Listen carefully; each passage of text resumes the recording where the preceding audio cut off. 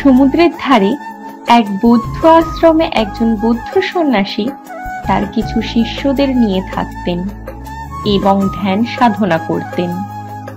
একদিন সেই বৌদ্ধ সন্ন্যাসীর শিষ্য সমুদ্রের পাশে বালি দিয়ে এক সুন্দর কারুকার্য আঁকছিল। সে প্রায় অনেকক্ষণ সময় ধরে ধৈর্য এবং পরিশ্রমের সঙ্গে বালি দিয়ে কারুকার্য এঁকে চলেছিল।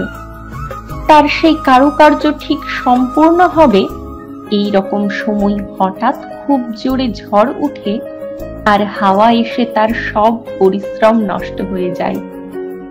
সে ভেবেছিল সেই কারুকার্য সম্পূর্ণ করে তার গুরুদেব আর আশ্রমে থাকা অন্যান্য শিষ্যদেরকে দেখাবে, কিন্তু একটা দমকা হাওয়া এসে তার সব আশা বৃথা করে দিল।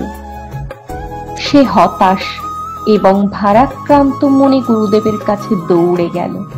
গুরুদেব তখন একটি গাছের নিচে বসে বাতাসে পাতা উড়ে যাওয়া দেখছিলেন।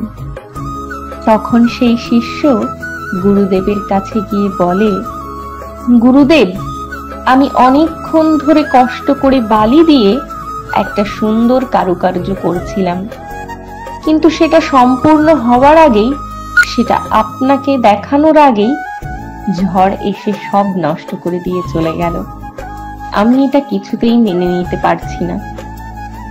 গুরুদেব তার শিষ্যের কথা শুনে বললেন, তুমি বাতাসে উড়ে যাওয়া পাতাগুলি দেখতে পাচ্ছ? এই যে ঝড় এসে গাছ থেকে পাতাগুলি উড়িয়ে নিয়ে যাচ্ছে, তার জন্য কিন্তু গাছ দুঃখ করছে না, কিন্তু নিজের মতো আবারও বেড়ে উঠবে। তার ডালপালায় আবারও কিন্তু নতুন পাতা গজিয়ে উঠবে।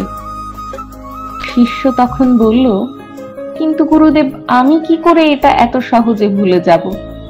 আমি যে অনেক ধৈর্য এবং কষ্ট সহকারে ওটা বানাচ্ছিলাম।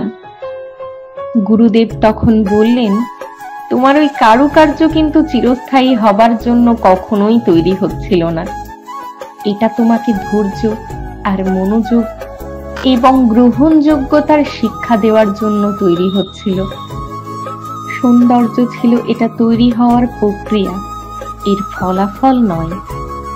আমাদের জীবনও ঠিক এই রকমই। এখানে সবকিছুই সাময়িক। যে কোনো পার্থিব জিনিস হোক কিংবা আমাদের অনুভূতি, কোনো কিছুই কিন্তু এখানে চিরস্থায়ী নয়।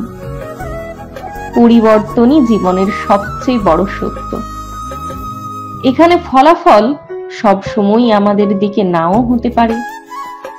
তাই আমাদের উচিত প্রক্রিয়াকে উপভোগ করা এবং তার সঙ্গে সঙ্গে আমাদের উচিত পরিবর্তনকে মেনে নিয়ে সব সময় সামনের দিকে এগিয়ে চলা।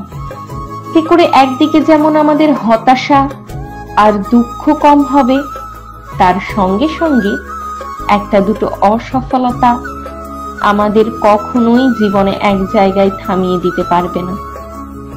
আমাদের এই ভিডিওগুলি কেমন লাগে তা অবশ্যই কমেন্ট করে জানাবেন। সবাই ভালো থাকবেন, আবার দেখা হবে।